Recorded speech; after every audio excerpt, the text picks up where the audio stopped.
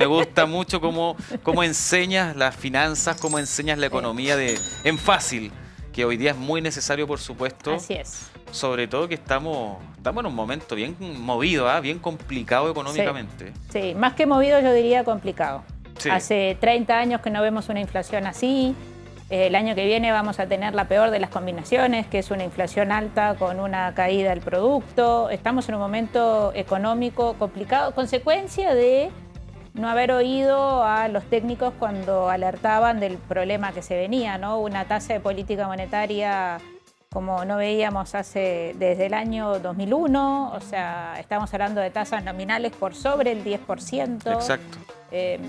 Es un momento complicado. Oye, ¿por qué no le explicamos a la gente relacionado a eso que acabas de decir? Porque la política monetaria, el Banco Central recién subió la tasa de interés en una cantidad importante, digamos. Sí. Y para que la gente que nos está viendo en casa entienda eso, ¿por qué se realiza? ¿Qué es lo que persigue el Banco Central al levantar, al alzar, por supuesto, la tasa?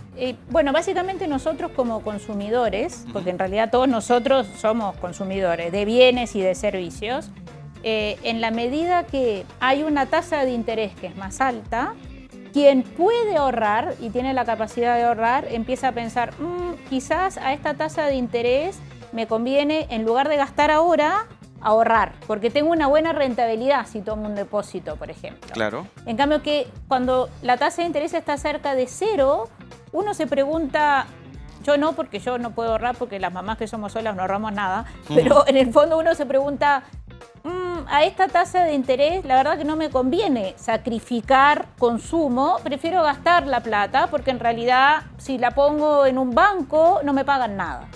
Entonces, lo que persigue el Banco Central es justamente eso, que como inversionista frenar el gasto. Pero ¿cómo hace el Banco Central para frenar el gasto? Sube la tasa de interés, porque a quien puede ahorrar le empieza a parecer atractivo dejar de consumir porque tiene una recompensa por ahorrar, que es esa rentabilidad. Ahora, el Banco Central no es que al inversionista le paga la tasa de política monetaria. El Banco Central se relaciona con los bancos y los bancos se relacionan con los consumidores o con quienes tienen la posibilidad de invertir.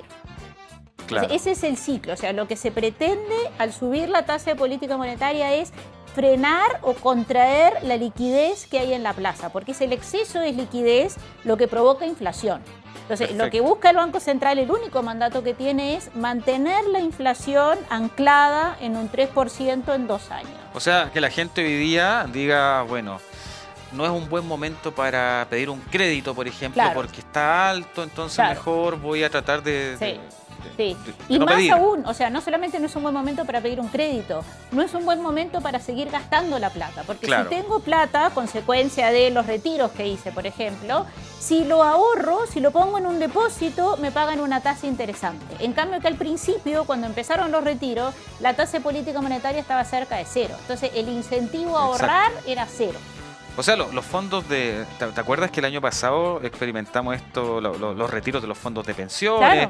Hubieron la entrega de los IFE. Eso entonces repercute directamente en la inflación. Eso fue lo que sucedió. O sea, hubo mucha liquidez. O sea, un exceso de liquidez quizás. Claro, hubo un exceso de liquidez. Pero muchos agentes económicos, muchas personas, muchas familias se encontraron con que tenían una disposición para gastar que antes no habían tenido, como consecuencia de los IFE, como consecuencia de los retiros. Y ese gasto, si uno lo piensa económicamente, en el corto plazo, la oferta de bienes que había en la economía estaba dada. Claro. Y empezó a haber mucha demanda. Entonces uno iba, por ejemplo, a comprar algo y los precios subían. ¿Por qué? Porque en el fondo había más demanda para la misma cantidad de bienes. Y eso fue alimentando la inflación. Bueno, igual tuvimos el tema de la guinda de la torta, que fue la invasión de Rusia a Ucrania, que eso también hizo que subieran los precios de los commodities, de los alimentos, del petróleo, que ahora está volviendo a niveles anteriores, pero en el fondo fue la combinación de muchos temas internacionales y domésticos, ¿no? Como me decías ahora, los retiros, los IFE, eso tuvo un impacto muy importante en la inflación.